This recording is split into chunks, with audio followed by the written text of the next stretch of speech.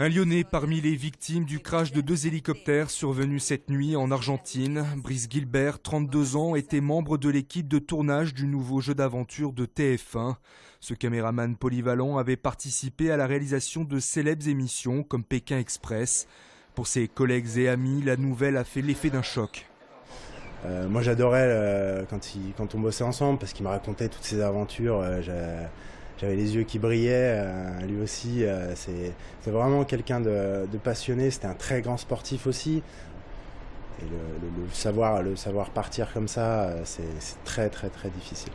Entre deux tournages au bout du monde, Brice Gilbert posait ses valises à Chaponeau. Le maire de la commune, qui le connaissait personnellement, est également ému de la nouvelle. On avait un ami commun, donc on avait des sujets de conversation sur la thématique de la télévision assez régulièrement. Voilà, c'est une perte pour notre commune. Je pense en ces moments-là beaucoup à sa famille, à son épouse, à son petit garçon. Nous rendrons un hommage si nécessaire en fonction de la volonté de la famille sur la commune de Chaponeau. 4 autres membres de la production, les 2 pilotes argentins et 3 des participants au jeu, Florence Artaud, Camille Muffat et Alexis Vastine, sont également décédés dans l'accident. Choc frontal ce matin entre 2 voitures sur la route départementale 12 entre Ternay et Chasse-sur-Rhône. Un accident aux causes encore indéterminées. 2 blessés dont un grave sont à déplorer. Un conducteur âgé de 26 ans a dû être désincarcéré avant d'être transporté en déchocage à l'hôpital Lyon-Sud. Le feu est rouge, les cyclistes passent et ils sont dans leur bon droit.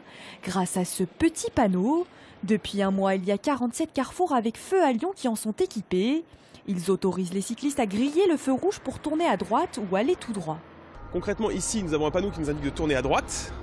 Donc, les cyclistes qui vont tourner à droite vont pouvoir considérer le feu rouge comme un céder le passage à partir du moment où ils tournent à droite. Moi je trouve que c'est essentiel parce que ça permet justement de ne pas s'arrêter et de continuer. Et sachant qu'à vélo, on peut aller un peu plus vite que les voitures en ville.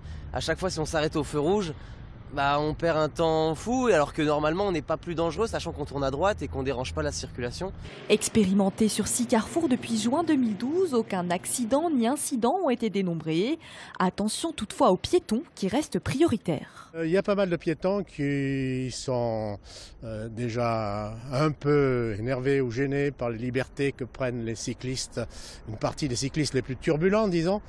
Et ils ont peur que, munis de ces nouveaux droits, ça exagère. Ce passage au rouge est conditionnel, bien sûr, à condition de laisser la priorité aux piétons qui, eux, ont la figurine verte. D'ici fin 2015, 156 carrefours devraient voir apparaître cette nouvelle signalisation sur Lyon. Avec 705 carrefours à feu dans la ville, le dispositif peut encore être élargi.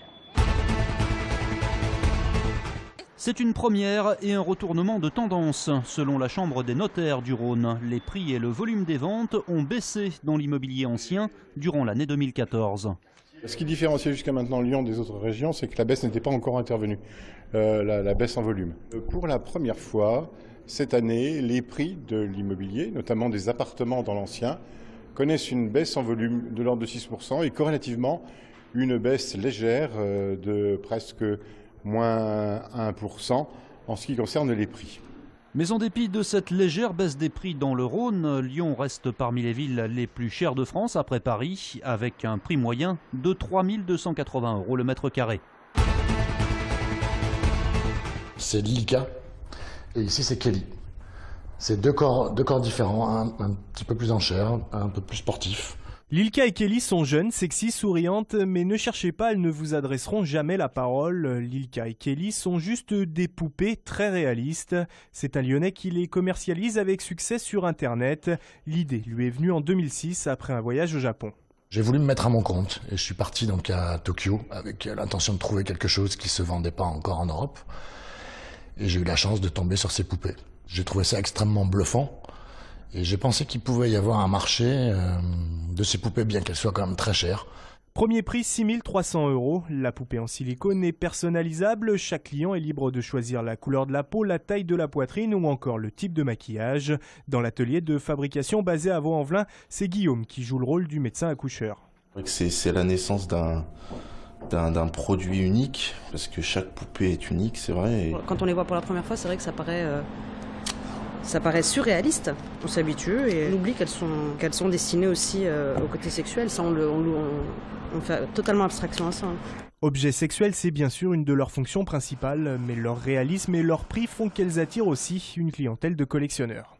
On voit qu'ils s'attachent à leurs poupées, ils ont de l'affection, du respect, ils prennent plaisir à les habiller, à les photographier. Et je crois que le vrai marché, c'est ça en fait. L'an passé, il a vendu 108 poupées de luxe, dont 60% à l'étranger, Suisse, Allemagne, Belgique principalement.